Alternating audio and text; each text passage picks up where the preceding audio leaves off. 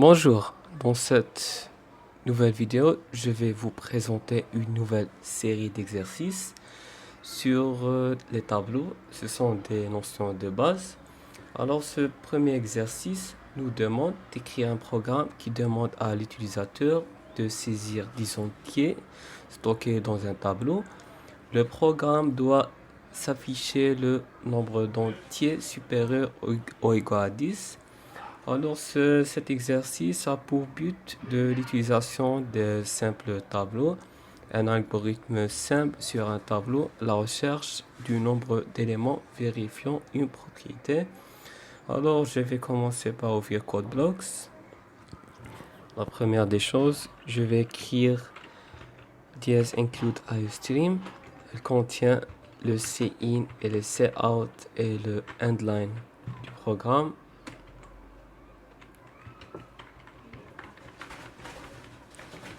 Ensuite, je vais taper using namespace std.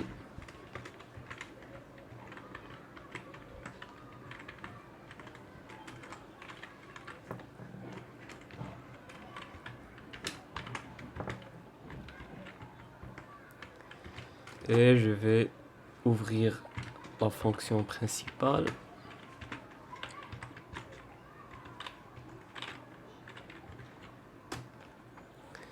Alors, on a besoin de déclarer le tableau. C'est pour cela que je vais écrire int tab de 10 parce que on a besoin de saisir 10 entiers. Point virgule.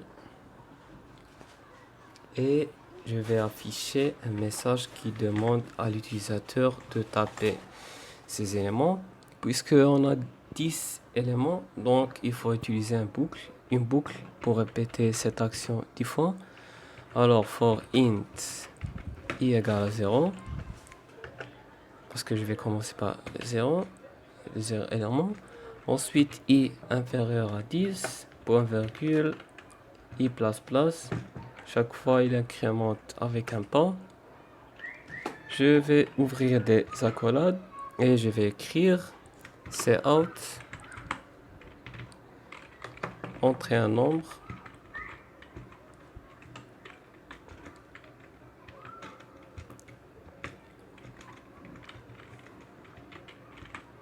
deux points, je vais fermer les guillemets, point virgule, et je vais taper cin pour récupérer ces valeurs-là, tab de i, pour qu'elle puisse répéter chaque i.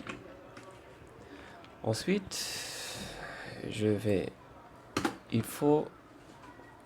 l'exercice nous demande de savoir le nombre de éléments supérieur ou égal à 10. Donc, on a besoin de réutiliser une boucle for et une condition if. Alors, la première des choses, je vais copier cette boucle.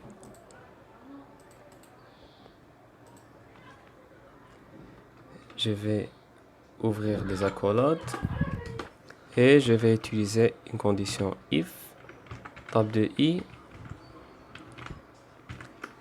supérieur ou égal à 10. Alors, cout, le nombre numéro est,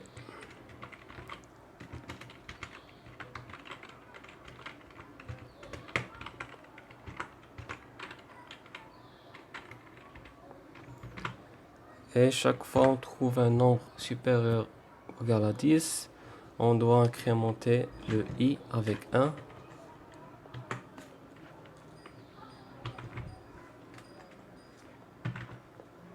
Endline. Et je vais ajouter le return 0.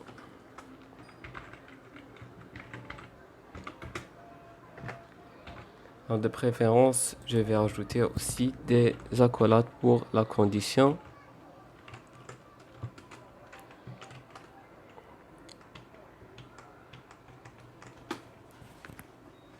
Et je vais commencer par tester ce programme. Il y a une petite erreur.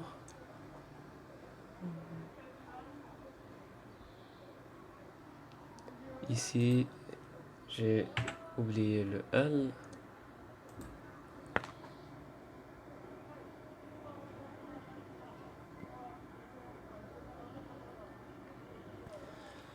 Je vais commencer par taper ces nombres-là.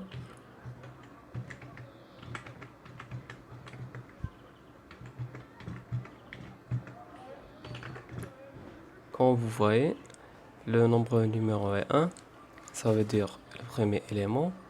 Et le nombre numéro est 10, c'est le dernier élément. Donc le programme fonctionne très très bien. Si j'efface ce 1 là, il va m'afficher que le premier élément c'est le 0, c'est pas le 1. Par exemple 10, 41, 5.